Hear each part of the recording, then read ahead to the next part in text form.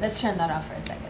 This week, Kevin is out because he has a work trip. So it's only me and Adriana. Yeah, we got this, girl, right? We're gonna do super great. Me and you. Yeah. It is Easter weekend, so it's a short week for work. So I have a lot of stuff to do with her. We might just go to the park. We might go shopping. Just stay active and do things, right? To kind of let time go by fast. Oh, what happened? You okay? What happened? You didn't know that Daddy was gone? Oh no. It's okay. Do you want to play with this one? I was going to vlog today, but I remember I haven't done my Q&A. Like about 2 months ago, like I asked on Instagram to ask me questions about like postpartum, pregnancy, like baby stuff. I don't know, just for fun, okay? Like I enjoy watching these videos as a mom, and like I love knowing everybody else's like experience and how you guys are doing postpartum. This was so long ago. This is so long ago. Adriana was literally like 4 months when I asked this, when I put this on Instagram, and now she is what? About to be 6 months. So yeah, it's been a minute trying to find them. All right, so the first question I'm gonna do is, how would you describe birth? And I'm pretty sure if you've seen other Q&As, everybody's gonna say that it really does depend on your pain tolerance, because it's very true.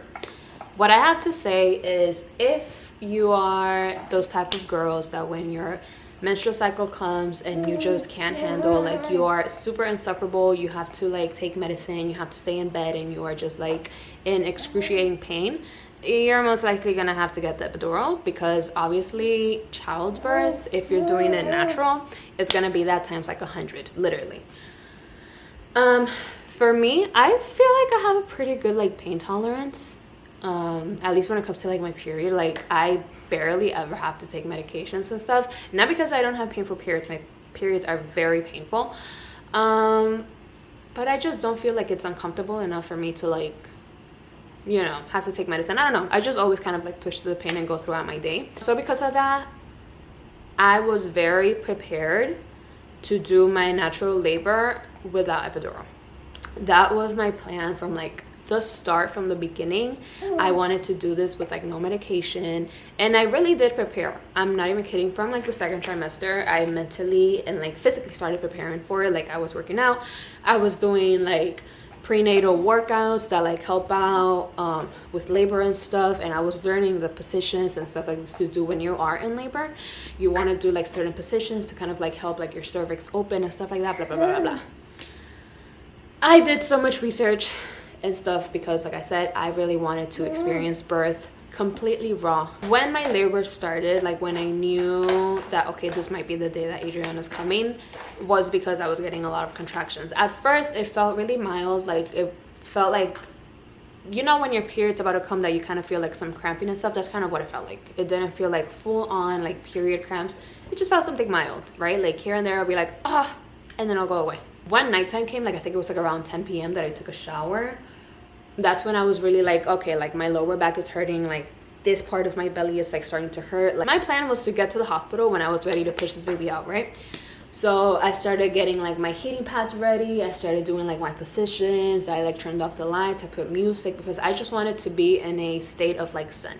That's what I wanted. I just wanted to be super comfortable and just practicing breathing techniques, which by the way are super important for birth. Like if you ever plan on doing like natural birth or something like that, breathing techniques is the way to go. And like around 3 a.m. I was like, all right, I can't anymore. Like these pains are like starting to like really hit. Like it was like really painful. So we headed to the hospital. We were in triage for like so many freaking hours. I think we were in triage for like 3 hours. I started getting really cold, really hot, really cold, really hot. And then I started getting really nauseous. Like I was just asking them for like the little like vomiting bags, whatever, because I could not stop throwing up. And from what I had researched, from what I had heard from mommies that did, you know, natural labor, was that when you get to that stage, that's usually your transition stage. So usually when you're like 6 to 7 centimeters, that means that your body's like ready, like it's like we're getting ready to push this baby out, right? So in my head I'm like, all right, like this is awesome, like we're getting there, like this is exactly what I had planned, right? 3 hours later, we get sent to the labor room, and then a nurse came in and she checked me, and she was like, oh my gosh, it looks like you're 7 centimeters dilated and 90% effaced. So I was so happy when she said that. I was like, yes, yes, yes, I freaking knew it. I was like, I'm a genius. I was like, all of these months planning, and I know what I'm doing, right? So I was really happy. The contractions were really painful. Like at that point, like I was on a yoga ball. But I was like, nah, like I need to go sit down on the bed because it was just painful, and it was like getting hard to breathe. It was a lot. I think like 2 hours later, the midwife got there, and then she checked me, and this is when like everything just kind of like went downhill. She said, this girl is not 7 centimeters dilated, and I was like, what the f-? She said, yes, you're 4 centimeters dilated, and I was like, no way. When she said that, like honestly, I just started crying because I knew at that point that I probably couldn't keep going. And I think it was probably more mental, because the thing is, I just felt so demotivated at that point. I was like, I have been throwing up. I am here like shivering, like I get cold and then I get hot, and then like my body's like literally like shaking. All of these stuff just to be 4 centimeters dilated. Like I had been 4 centimeters dilated since I got to the hospital at 3 a.m. And at that point it was already like, I think it was 10 a.m. when she checked me, and I was still 4 centimeters. I was like, this is not happening. And I was like, I can't believe it. I just started crying because I was like, I was planning for like, I had this plan, right? And I really don't want to get the epidural. I really don't want to get medication. So the nurse did tell me, she was like, hey, we don't have to do the epidural yet. If you want, we can do Pitocin, but Pitocin is going to increase your contractions. And honestly, guys, like at that point, it was just very painful. Like the amount of pain I was going through was insane. And you kind of go into like this like state of like psychosis that everything is kind of like blurry, like you don't even know what's going on anymore. I don't think my body can endure any more pain. And not only that, I didn't want to put my body under stress and then ended up like stressing her. So I was like, yeah, no, like we're gonna do the epidural. To my luck, okay, to my luck, when I did decide to get the epidural, the anesthesiologist that was on the floor actually had to go into an emergency C-section. So I had to wait like about an hour or so for her to come back and give me my freaking epidural. So I was dying. I don't know if my epidural probably like worn off or something, but I felt everything when she was coming out. Pushing itself, okay, like prepare yourself. If you're pregnant, like really do focus on your core strength and like your pushing techniques, because that is something that is so hard. Like you think that it's just gonna come natural to you, and it's not. Like pushing was so hard for me, but it was painful. It was really painful. Like even though I had the epidural, I was in so much pain. And when we got to the freaking ring of fire, good Lord, like I'm not even, oh my God. The ring of fire, it's pretty self-explanatory, but it's pretty much like when their head is crowning your lady part, right? So imagine your lady part just like, obviously like at this point, your lady part's probably already like opened up to the size of like their head at that time. And it's when they're just like ready to push up. And at that point, it's like you just don't have any more energy. You just don't have any more strength to keep pushing. But it's like, okay, like you have to push. Like, don't know how, don't know where you're going to get the energy from, but you have to push because the baby's right there. And there's no other way that the baby's going to come out. So it was so painful. Like I remember literally just feeling, I just could literally feel her, right? But as soon as the baby is out, the pain goes away instantly. Like you forget it. Oh, it's crazy. Okay, that's really the reason why I wanted to do like a natural birth, because I have always been so curious when people say like as soon as the baby comes out, like you forget the pain. Like there is no pain. It is so true. It is 100% true. I don't even remember pushing out the placenta. Like I feel like the midwife just kind of like went and just like took it, but I don't remember. Honestly, I don't remember. You're going through so much like adrenaline. You have so much like ecstasy, happiness, like joy. You're freaking crying. Like you're literally soaking in the moment that you're seeing your baby, that you're not thinking about the pain. You're not thinking about what you just went through. You're not thinking about your placenta coming out. You're not thinking about any of that. Like the only thing that matters at that moment is like your precious little baby. So yeah, I would describe birth as crazy as. Did you want a girl or boy first? Girl. I knew from the moment I was a little girl that I was gonna be a girl mom. Okay, like I've always wanted to be a girl mom. It was literally my dream. I called it from the second I was pregnant. As soon as I started feeling nauseous, I was like, I'm having a girl. And I don't know why. I feel like I don't give off like boy mom vibes, but so many people thought that I was gonna have a boy, and so many people were like sure, like family members were like, oh no, like she's gonna have a boy. As if I was like, shut up, like I'm having a girl. I had her name picked out literally since I was like a little girl. Since I was like 14, I had her name picked out, like first name and middle name picked out. So it was just like destiny. Like I just always kind of knew that I wanted to be a girl mom.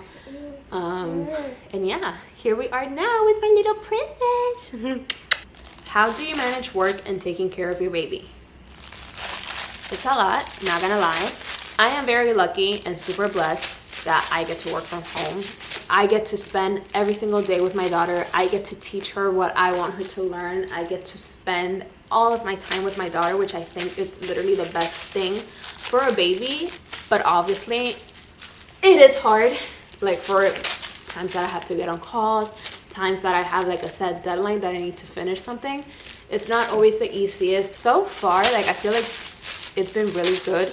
I usually try to wake up like an hour before she wakes up and I get a head start in my work. I try to work as much as I can while she naps. She usually takes 2 naps. Sometimes she only takes 1. It really does depend on her mood. But that's when I get most of my work done. But let's say if she just refuses to nap, or if she's awake and I have to do something, she's really good at independent playing. So I'll just like put her down maybe like on her play mat or like on her like activity center table, and then while she's playing, then I'll get some work done. So that brings me to a really good point. It is very important to teach your baby to independently play. I get it, of course, you want to spend every moment with your baby, you just want to cuddle up and blah blah blah blah, but independence is a huge skill to have. Okay, you want your baby to learn how to independently play, because you are going to need to either do stuff around the house, get some work done, especially if you're a work from home mom. She is down for her nap and I already went ahead and took a shower, so let's keep going with these questions. PPD, so postpartum depression. I don't consider myself as having postpartum depression, but I definitely do feel like I had a very big cloud of like just sadness and like anxiety. I would say maybe like, I mean, the first month was like a lot. I think it started to wear off like around like 2.5 months, but definitely during the first 8 weeks, maybe 4 weeks, you just don't feel like yourself. I really don't like going back into those times, because even though I was super happy with my daughter, it was just a time that where myself, I felt my most vulnerable, right?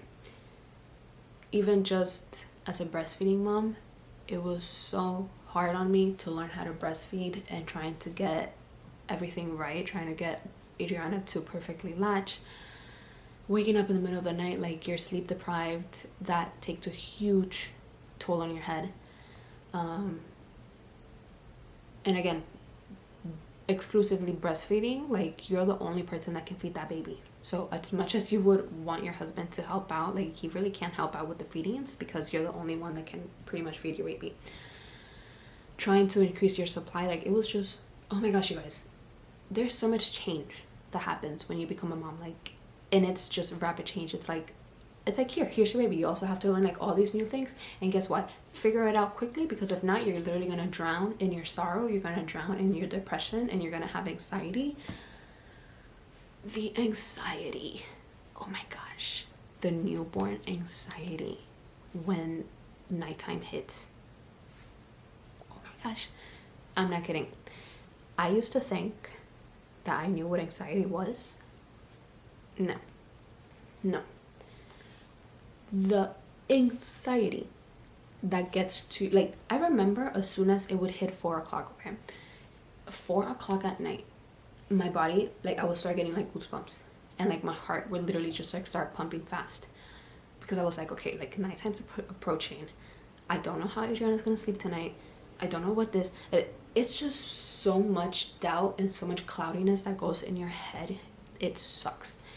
It sucks. And I remember the first days when I came back from the hospital, all I wanted was just to be in my house by myself, as in with my husband and my mom that was here to help me, and just be with my daughter. That's all I wanted, right? I'm learning how to breastfeed. My body does not look like how it used to look like. I'm freaking bleeding. Like, I have to wear like a human, like an adult diaper. I feel vulnerable. And all I want is just to be alone in this house. And having a lot of people over just was not good for me. And I wish I could go back and be like, no, please, like, give me a couple of weeks or something. But again, it's like, it's hard, right? Like, it's hard setting boundaries, because obviously people want to come and see the baby, and I don't want to take that away from people. But you're going through like all this anxiety, and like all I want to do is just cry and like try to figure stuff out, but you also have like 100 people at your house. It was just a lot, right? Like, I couldn't breastfeed in my living room. I couldn't just out and like pop my titty out, because there was people every single minute of the day in this house. So I had to literally go into the nursery or go into my room, close the door. So I'm already feeling like sad. I'm already feeling like I can't get out of my house. And I also have to come and just close myself to a room in my own house, because I can't just walk around freely like I want to, because there's people in this house. Oh my gosh. Like, as soon as she turned like 3 months, everything just started to get so much better. They interact with you, they play with you, they can respond to you. It's just so much better than when they're just newborns and you have no idea what you're doing, and they can't do anything. They can't really play, they can't sit on their own, they can't really like do anything. All they're doing is just laying down. You have to hold them because they pretty much can't even support themselves. So I don't know, the newborn stage just was not for me. And the whole like, you don't even do anything, you're supposed to be resting, I hated that. I'm somebody that I need to be doing something. Like, and if I decide to not do something, if I decide to take a lazy day, it's because I want to, not because I have to. And I just hated just being home on the couch, feeding my baby, coming back, taking a nap, same thing again, feeding the baby on the couch, coming back, taking a nap. It was horrible. I did not enjoy it, and there was so many times that I would honestly just come to the bathroom and just cry, because it was a lot going on, and it was just a lot. It was a lot of stress, it was a lot of crying, it was a lot of like, I don't know what I'm doing. And I hate that, because I hate not knowing what I'm doing. I hate being uncertain about something, or just feeling like cloudy about something. The best thing I can suggest for any new moms or like soon to be moms is just to have your best support system, right? If you want your mom to be there, or like a family member to be there to support you, get them to be there. Make sure that your husband is on board with you, that he understands what you're going through, because honestly, like, I thank God that Kevin was there, because when I would cry, he was always there to comfort me, right? You do what is best for you, because like I said, yes, people are gonna want to meet the baby, people want to come and help you out, but at the end of the day, it's what makes you better. Because if you don't feel good, and if you're not being a good mom, the only one that's gonna get affected is your baby and yourself, right? So the baby's not gonna go anywhere. People can come visit weeks later. People can come visit when you feel ready, when you feel comfortable, when you feel confident as a mom to have people over. And of course, I'm not saying that like, don't let anybody come. Like, if people want to come and visit, like, let's say like one day, right, come and see the baby, totally fine. But I'm talking about people that want to come and stay at your house for multiple days, right? It can be a lot. And don't be afraid to set boundaries. Do you plan on having more kids, and how far apart? I do plan on having one more kid. My goal is to have 2 kids, 1 girl and 1 boy. Obviously, whatever God wants, that's what I will get. But I think that 2 kids, like especially in these times and this economy, is just what's right. I don't think that these are the times to be having like hundreds of kids like way back in the days, because unfortunately we don't have that. Like everything is so expensive. America is just a country where you just literally work to live. Okay, you're working 24/7. There's just not enough times in the day, right? So I think that 2 kids is good, maybe 3, but like I said, I am leaning more towards 2. And how far apart? I would say maybe 2 to 3 years. 3 years would be my max, because I don't want my kids to be too far apart in age difference. But I don't think I could do the 2 under 2 or like get pregnant like right now. One, because like I said, I had such a horrible, not horrible, but like I had such a like gloomy experience with the newborn stage that I just don't feel ready yet to go through that again. And not only that, but I want to enjoy my daughter. I love Adriana, and I just love how much time I get to spend with her. And I want to be selfish, and I don't want to give my time and my energy right now to another baby. I want to just enjoy her and just soak in every single second that I have with my daughter, and make sure that I am making as many memories with her as possible before we welcome another family member. I want to be able to put the same amount of effort and energy that I'm putting into Adriana into my next kid, right? And to be quite honest with you, I don't think I can put that amount of time and energy into having multiple kids. Like let's say like if I want to have a 3rd, 4th, 5th kid, I feel like that's so much. Like I would feel so drained, and I don't think that's fair for the kid either, for me to just be like, whatever, let them do what they want. Let Adriana take care of the kid. Like no, right? Like I want to be the same mom that I was for my first kid to all my other kids. So realistically speaking, I feel like 2 is the most I can do. Did you sleep train? And this also goes into questions like, I also got a lot of questions talking about how did I get Adriana to sleep in her crib. So I wouldn't say it was like sleep training, but I would say that I was very hard on her like naps and on her sleep, of course, right? As in setting a routine. That is my biggest tip. Set a routine, because kids and babies will thrive on a routine, right?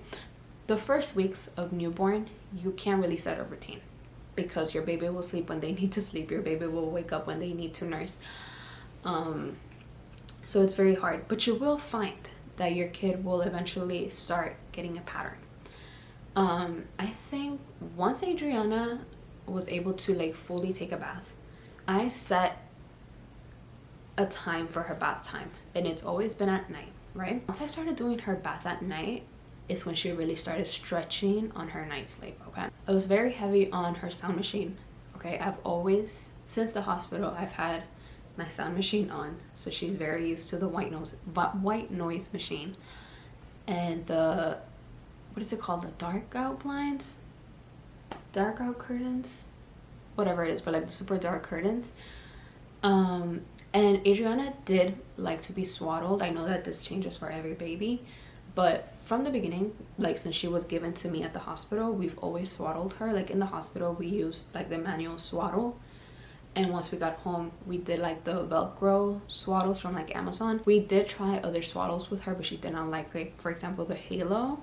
I don't understand why. The Halo swaddle was just so practical and so easy, but she just did not like it. Every time that I would try, like she would always wake up and she would be crying, but she loved the Amazon like Velcro ones, and she always liked being swaddled. So like I said, we never had an issue that she would wake up because of like her startle reflex, because she was always like nice and cozy.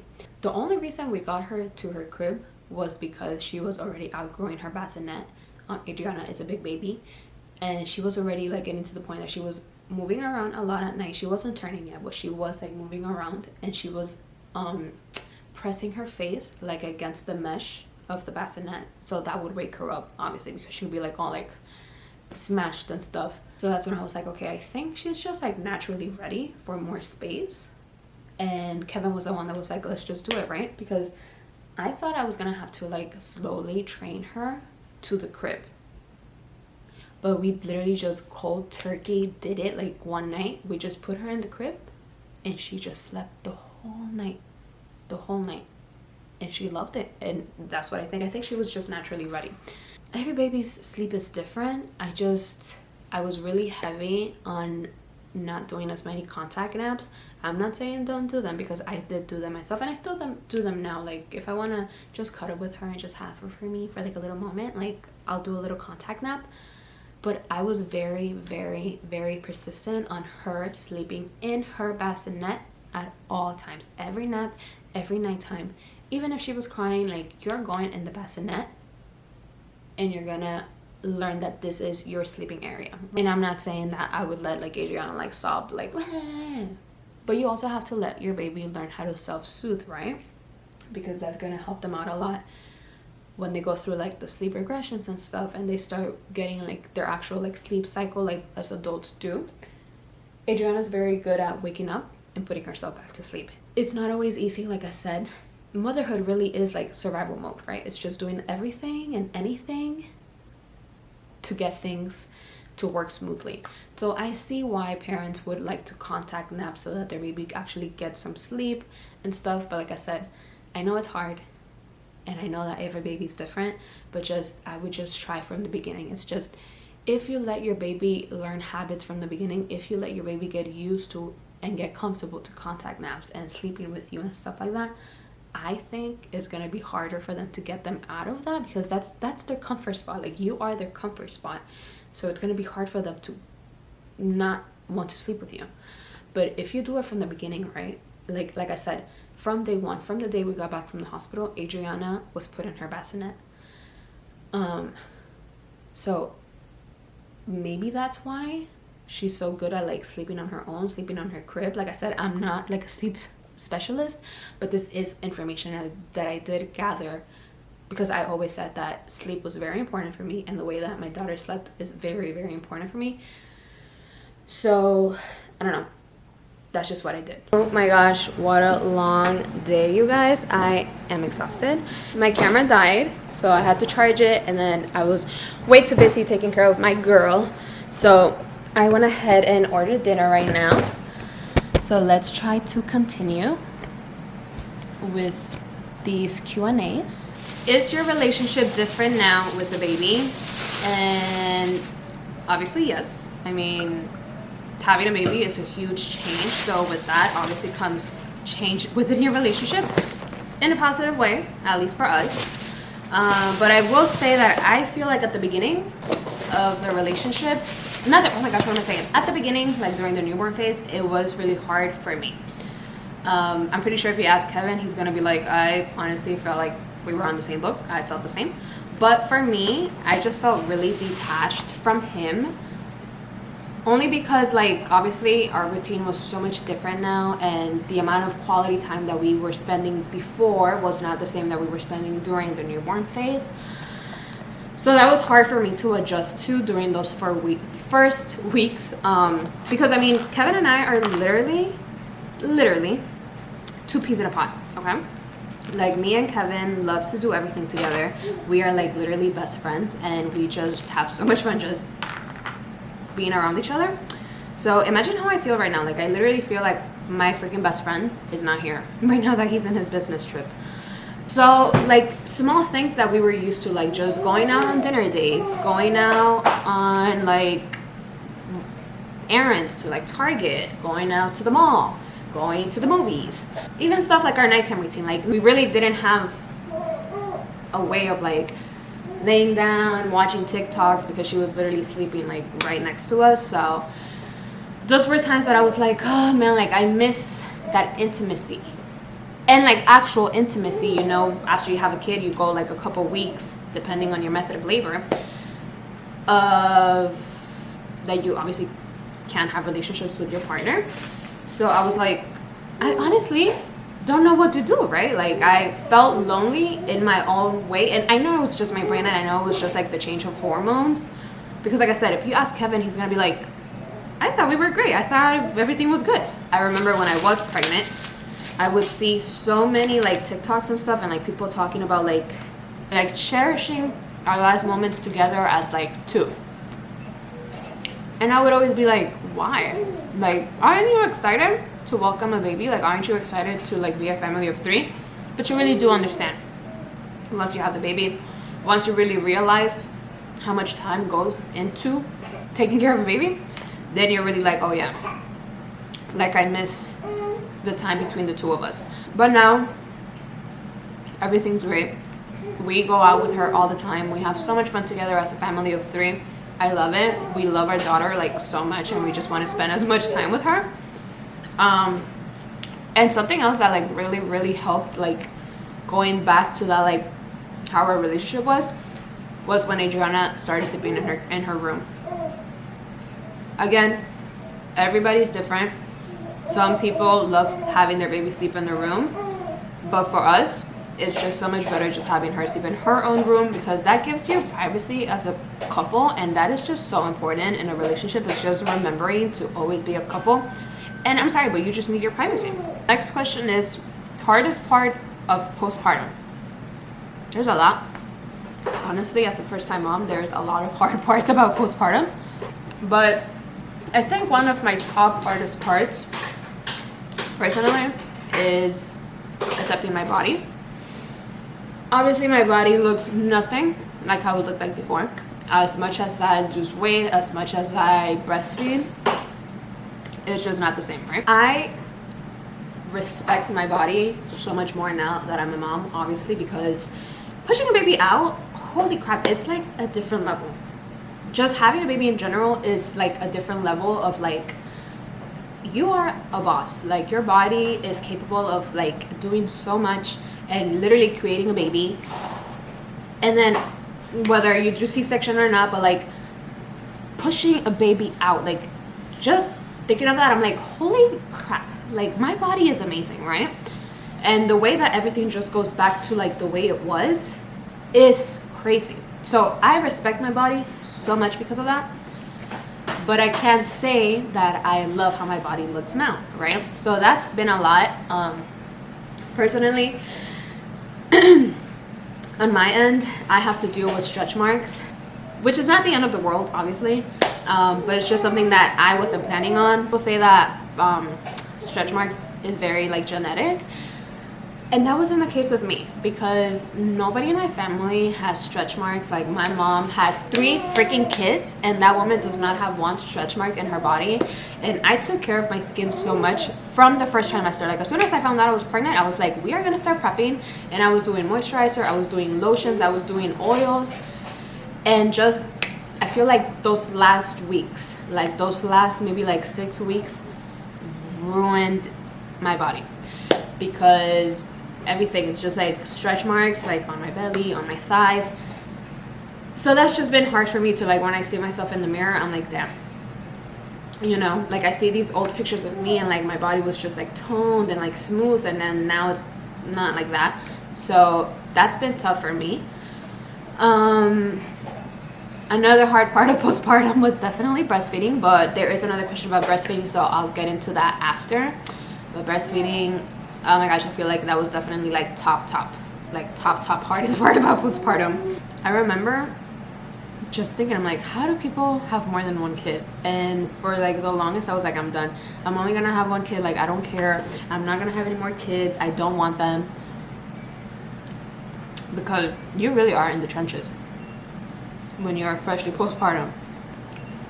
But if you are going through it too, I promise you, it gets so much better. She is getting really fussy because it's literally about to be her bedtime. But we are gonna do the last question, because this was one of the most asked questions as well. Tips for breastfeeding and increasing my milk supply. All right, so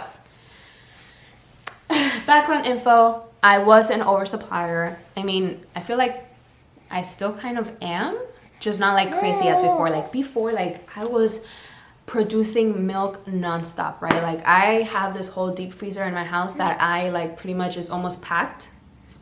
And I am only almost 6 months postpartum, and this is like almost packed, right? Breastfeeding is a tough journey. It is hard. It's okay to admit that it's hard.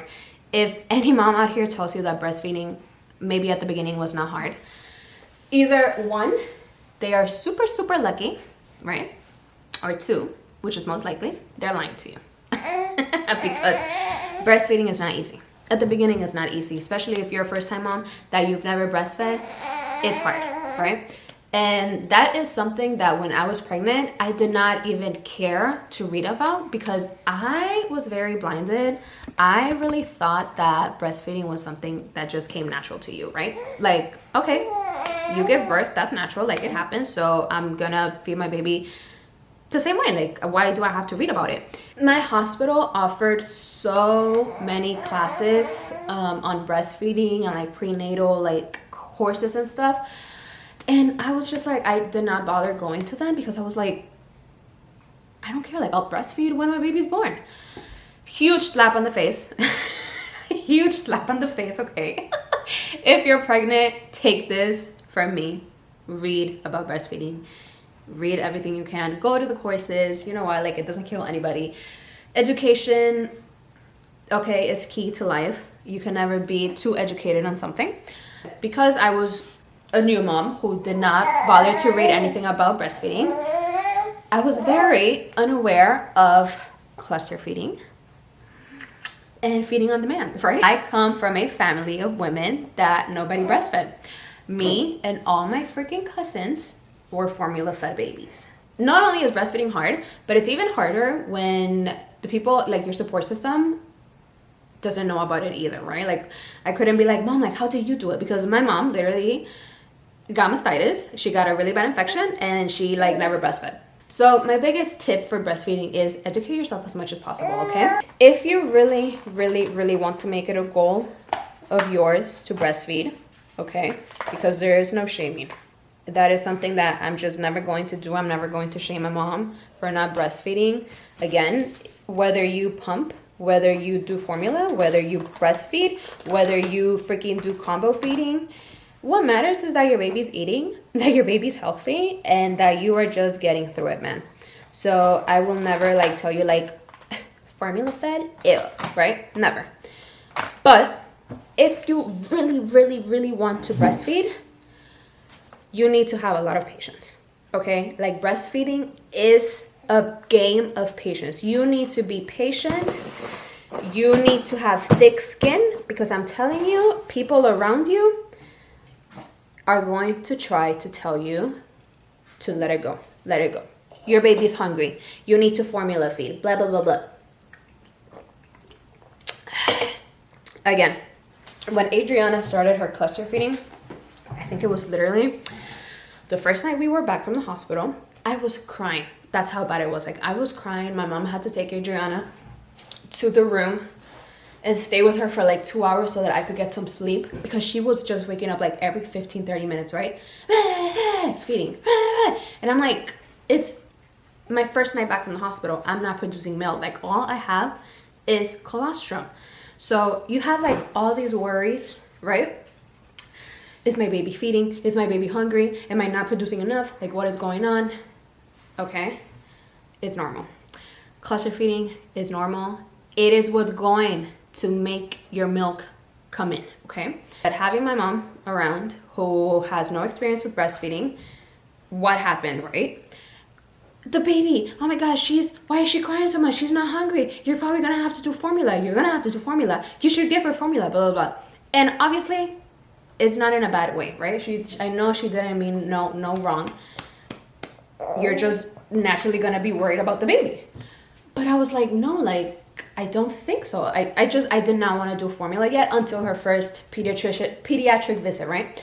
I went into the pediatric visit and I was like, hey, listen, like, she is like crying every 30 minutes. She just literally, all she wants to do is like be on my boob.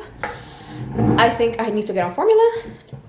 And they waited her, and her pediatrician was like, no, I would not recommend formula because she just has not lost enough weight from her birth weight, right? So if your baby loses too much weight from their birth weight, they're probably going to recommend you to supplement, right, with formula. But if they do not, then they're going to push you and encourage you to breastfeed and keep breastfeeding, right? Keep going. Keep going. And that is my best advice as well. Keep going. Don't get discouraged. Don't listen to other people that are telling you to, like, Give them formula, because I'm telling you, everybody and their mother was telling me, like everybody that would come visit, like all these freaking family members, oh my gosh, yes, like I had to do formula too because like my baby was hungry and crying all the time. Man, I'm telling you, cluster feeding is a human nature mechanism. It happens, okay? Your baby is, the more your baby is latching and sucking on your boob, that is sending signals to your brain, that is sending signals to your body to, hey, we need to produce milk, we need to produce milk. Like there is somebody that wants to feed, let's produce milk. So if you ignore that cluster feeding and you go and just feed your baby formula, like your milk, like your body's gonna be like, we don't have to produce milk. You definitely just want to stay strong, stay encouraged, don't give up, don't give up. It's gonna be hard, you're gonna be tempted, because trust me, I was tempted so many times. Not only that, if you breastfeed, you obviously know that you're the only person that can feed your baby, at least until you get a good supply and you can start pumping and storing your milk. So for the beginning, you're the only one that's gonna be feeding that baby. You're gonna be the one waking up at night every single time to feed your kid. And it's a lot mentally, because I remember I would literally like look at Kevin and be like, God, how much I hate you right now. Because here you are snoring and here I am like so tired waking up to feed Adriana. So yeah, it's gonna mess with your head, right? It's gonna mess with your emotions, and it can take months for breastfeeding to get good. I remember I would literally cry and I would tell Kevin, I was like, I hate this shit. I was like, how do people say that breastfeeding is good? Everybody would talk about the bond with your baby, right? And I was like, I don't feel a bond. Like I feel frustrated, I feel annoyed, I feel stressed out. And here's the thing. Even though Adriana never had a problem with her latching, I wasn't aware that I was getting a heavy supply. And I was unaware that my milk flow was fast, right? So Miss Adriana would literally choke up on my milk. She would literally spit it out. She would start crying because there was just too much, right? It was too much coming out. So I had to learn ways for her to be able to drink normally. Increasing milk supply, let me tell you, every body is different, right? Like every single body is different. And there are things that say that there are certain foods, there are certain ways to increase your milk supply. There are people that say that no, that's all BS, right? Like your body will produce what it has to produce. Here's what I did, right? Maybe this is why I had an increased supply. I do not know. I started drinking atol de avena from week 36 or 37, which is pretty much like oatmeal, but like really, really, really light, like with a lot of milk. I would have that every single day for breakfast, and that really helped kick in my colostrum, because I remember I even stored colostrum. And as soon as I gave birth, I started drinking agua de avena, so oat water. So in a blender, you just put oats, water, you can put vanilla, you can put sugar, totally fine, ice, so it's cool. And I would drink that. That's probably the only thing I would drink, that and water. And that was religious. Like when I came back from the hospital, my mom, every single day for breakfast, she would have oatmeal and the oat water. Like I was eating oats nonstop, right? I was eating oats, drinking a lot of water, because hello, breast milk is like mostly water. So you need to keep up, because your body is taking away that water to use for milk. So you want to make sure that you are very hydrated, that you are having a lot of water. I was eating a lot too, right? Because they say that you have to also keep up with the calories that you are losing. Pumping is just gonna stimulate, again, like I said, your body. It's gonna send signals. So I was pumping a lot. Once my milk supply started coming in, I would give her a bottle, and while she was drinking her bottle, I would pump. And when she would, sometimes if I would like breastfeed her, after she was done breastfeeding, I would pump. Even if I would get like 1 ounce on a bottle, I don't care. But pump, pump, pump, pump, pump, pump. Before you knew it, I was producing milk like a freaking cow. Another tip for breastfeeding is just have everything you can. Have a boob massager, have those like warm compresses, because I'm telling you, when your milk supply comes in, your boobs are gonna hurt. It is painful. Your boobs are literally gonna feel like rocks. It's gonna hurt. It's not gonna be pretty.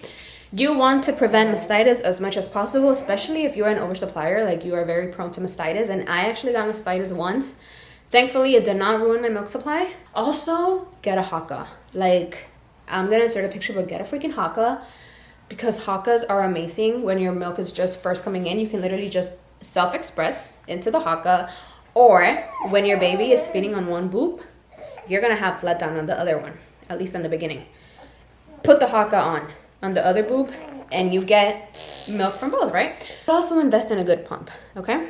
Here's something that I did. I tried to be practical, and I tried to get a hands-free pump, which I got the Mom Cozy pump, which is very technical. Like, if you don't know what you're doing, like, it's probably very hard to use. When I wanted to start pumping, I did not know how to use it. I had no idea about like flange sizes and different nipple sizes, none of that. And the pump was just not working for me. So invest in a good pump, right? I cannot rave enough about this pump. This is the one that I used, Baby Buddha. It is amazing. That was game changer. As soon as I got this, I was pumping so much milk. So much milk. My little princess is tired, and it's actually now time for her bedtime. So I'm gonna go ahead and put her down. But like I said, if you really, really, really want to breastfeed, hang in there, man. Hang in there. You got this. Try to stay positive. Don't listen to people trying to tell you what to do with your baby, okay? Oh my gosh, hold up. I was already forgetting. Biggest freaking tip if you are breastfeeding, man, don't stress yourself out. I'm telling you, stress will kill your supply. That is a proven fact, okay? Like, this is not even like, some people say, no. Stress will kill your supply. Also, just so you know, because I didn't know this, there are certain medicines that you cannot take when you're breastfeeding because it will also drop your supply. So research the medicines that you can and can't take, because there are certain medicines, like example, Sudafeds, allergy medicines, all of those stuff that you cannot take. So you want to watch out what you're putting in your body, because there are certain things that can actually decrease your supply. But other than that, that is as many questions as I will do today. God damn it, I dropped my spoon. I hope you guys enjoyed. I hope it was informational. Informational, is that a word? I mean, I hope it was useful. If you are going through any of these questions, if you are going through postpartum, if you are breastfeeding, I hope this was helpful to you. And yes, you guys, good night. My princess is gonna go to sleep, and I am gonna go to sleep too, because mommy is exhausted. So